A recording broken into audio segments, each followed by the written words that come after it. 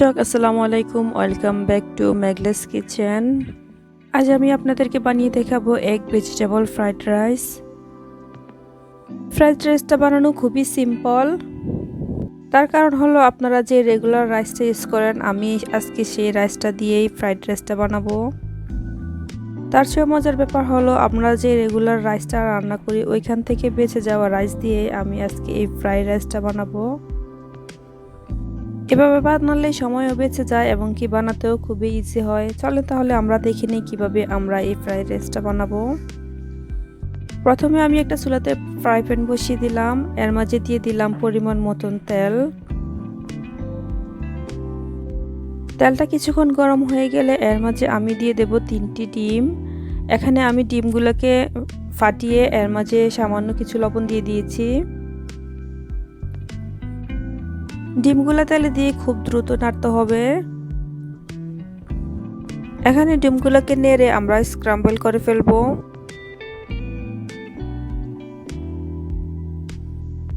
আশা করি আপনারা দেখেই বুঝে নেবেন কিভাবে ডিমগুলোকে স্ক্রাম্বল করতে হবে।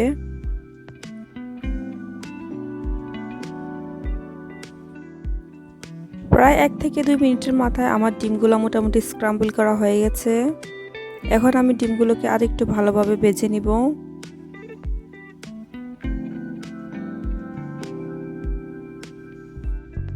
এখানে ভাজতে ভাজতে ট্রাই করতে হবে যাতে ডিমগুলো ছোট ছোট টুকরো হয়ে যায়।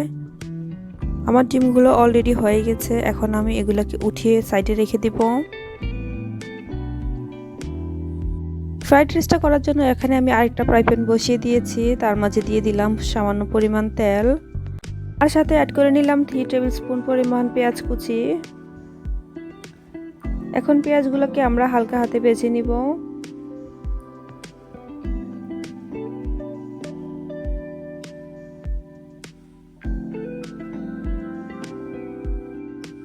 পেঁয়াজগুলো মোটামুটি কিছুটা ভাজা হয়ে গেলে এখানে এর মাঝে আমি দিয়ে দিলাম সামান্য পরিমাণ আদা আর রসুন বাটা। এখন আমি আদা আর রসুন বাটাটাকে হালকা একটু ভেজে নিব। আর এখন অ্যাড করে নিলাম কিছুটা গাজর কুচি। এখানে আমি 1/4 কাপ দিয়েছি, চাইলে আপনারা কিছুটা বাড়িয়েও দিতে পারেন।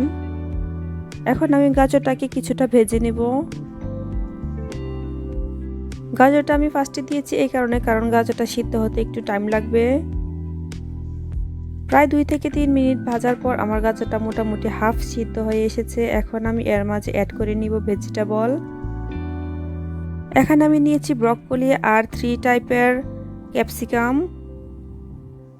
প্রথমে আমি ক্যাপসিকামগুলো দিয়ে দেব। এখানে আমি দিয়ে দিচ্ছি অরেঞ্জ, রেড আর গ্রিন ক্যাপসিকাম। এখন আমি ভেজিটেবলগুলোকে হালকা হাতে ভেজে নিব। এখানে ভেজিটেবল মাঝে লবণ দেওয়া যাবে না।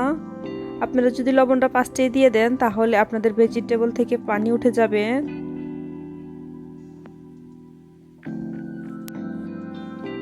ক্যাপসিকামগুলো মোটামুটি নরম হয়ে এসেছে, এখন আমি সাথে অ্যাড করে নিব ব্রকলি।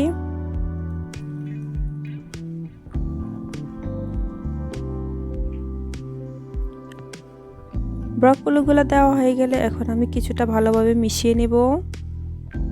আপনারা এখানে যে কোনো ধরনের ভেজিটেবল ইউজ করতে পারেন, যেগুলো স্পেশালি খুব দ্রুত সিদ্ধ হয়ে যায় ওই টাইপের ভেজিটেবল।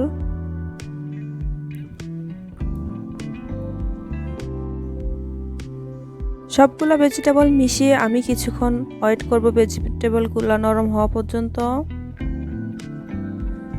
এই পর্যায়ে আমি অ্যাড করে নিলাম 1 টেবিল চামচ ধনিয়া গুঁড়া, 1 টেবিল চামচ জিরা গুঁড়া আর স্বাদমতো লবণ।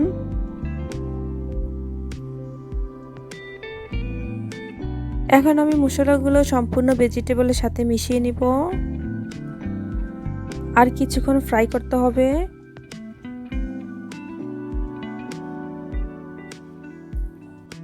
সবগুলা ভেজিটেবল মোটামুটি নরম হয়ে এসেছে। এই পর্যায়ে এখন আমি অ্যাড করে নিব কিছুটা কাঁচামরিচ। এখানে কাঁচামরিচটা আপনাদের স্বাদ মতো দিতে পারেন। আমি এখানে 4টি কাঁচামরিচ কুচি করে দিয়েছি।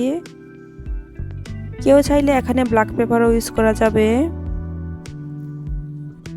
এখন আমি অ্যাড করে নিব রাইস। এখানে আমি বাসমতি রাইস নিয়েছি। এখানে যারা রাইস ইউজ করতে চান না তারা অবশ্যই যে কোনো ধরনের পোলাও ইউজ করা যাবে। আমি এখানে প্রায় 4 কাপ রাইস দিয়েছি। রাইসটা আপনারা আপনাদের পরিমাণ মতো দিতে পারেন। এখন আমি ভেজিটেবলগুলো হালকা হাতে মিশিয়ে নেব রাইসের সাথে, আর অ্যাড করে নিলাম আমার স্ক্র্যাম্বল করা ডিমটা। এখন সবগুলো উপকরণ ভালোভাবে মেশাতে হবে আর ভালোভাবে ভাজতে হবে।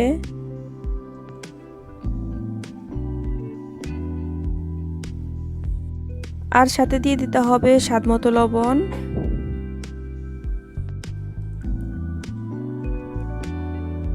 রাইসটা আমি প্রায় 5 থেকে 6 মিনিট ধরে ভেজেছি। এখন আরও অ্যাড করে নিলাম 1 টেবিল চামচ টালা জিরা গুঁড়া। এখানে টালা জিরা গুঁড়াটা আপনারা অবশ্যই দিবেন, দিলে সুন্দর একটা ফ্লেভার ছড়াবে। রাইসটা মোটামুটি হয়ে এসেছে, এখন এটাকে আমরা সার্ভ করে ফেলবো।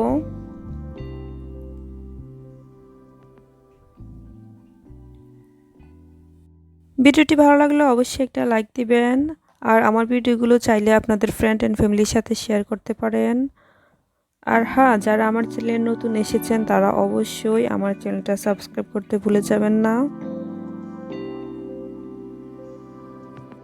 আমার রেসিপি ফলো করে যদি আপনারা কিছু ট্রাই করেন তাহলে অবশ্যই কমেন্টস বক্সে জানাতে ভুলবেন না আপনাদের রেসিপিটা কেমন হয়েছে। এরকম আরও নতুন নতুন ভিডিও পেতে আমার সাথে থাকুন, আমার চ্যানেলটাকে সাপোর্ট করুন। থ্যাংক ইউ সবাইকে।